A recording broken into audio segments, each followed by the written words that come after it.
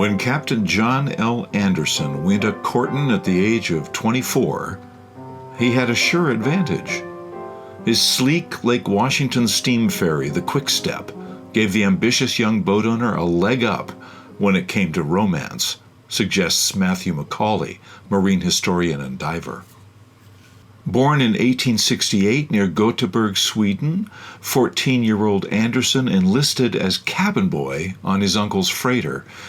In a 1990 article in The Sea Chest, a journal of Northwest Maritime History, his nephew Captain Robert Matson relates what happened next. After 6 years as a deckhand, Anderson arrived in Quebec, finding work on the cross-Canadian rails.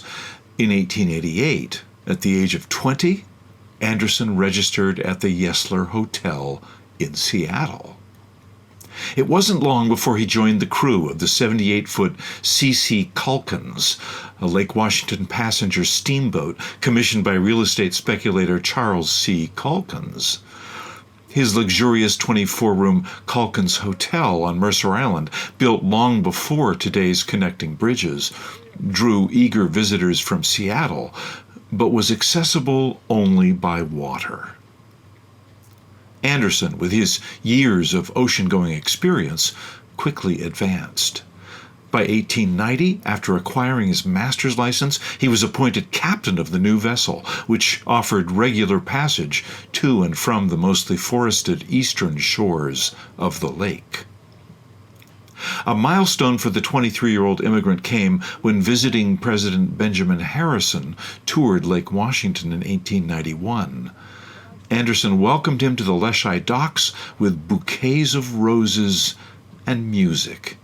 The C.C. Calkins fired up its onboard calliope for renditions of Yankee Doodle and Home Sweet Home.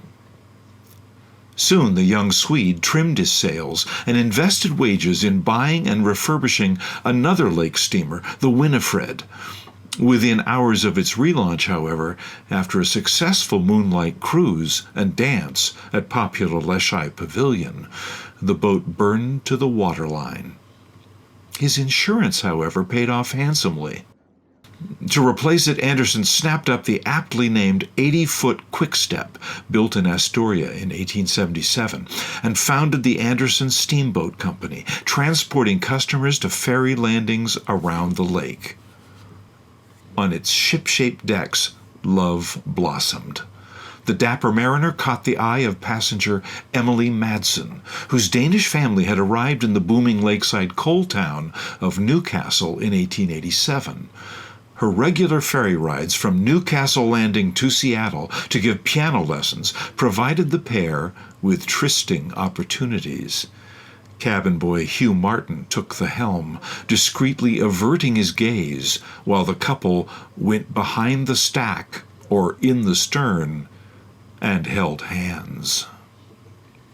In April 1895 they married, which must have broken the hearts of hundreds of lonely bachelor miners. The first in a long flotilla of family boats, the Quickstep itself burned in 1898, but not before stoking flames of Anderson ardor. In our first then photo, at Newcastle Landing, John Anderson's first boat, the Quickstep from 1897, meets a stagecoach to Newcastle and Issaquah.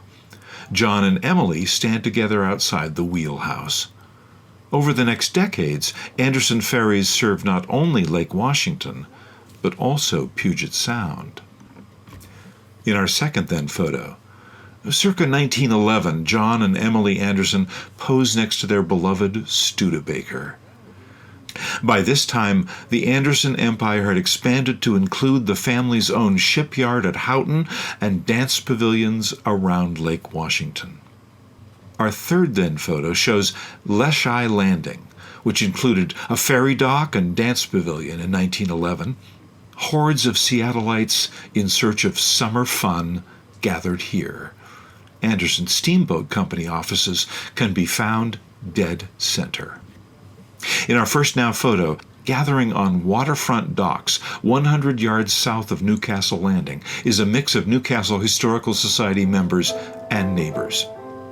On the dock from left, Brett Fergan, Harry Dersch, Steve Smolinski, Steve Williams, and Bob Boyd.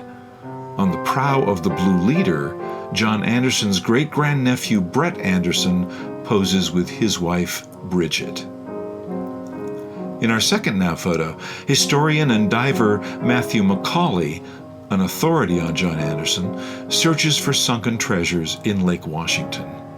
In 1981, a teenaged Macaulay found Anderson's iron-hulled Mercer in the waters off Mercer Island's Roanoke Landing. To this day, says Macaulay, it's always a thrill to explore the remains of one of Anderson's boats on the lake bottom.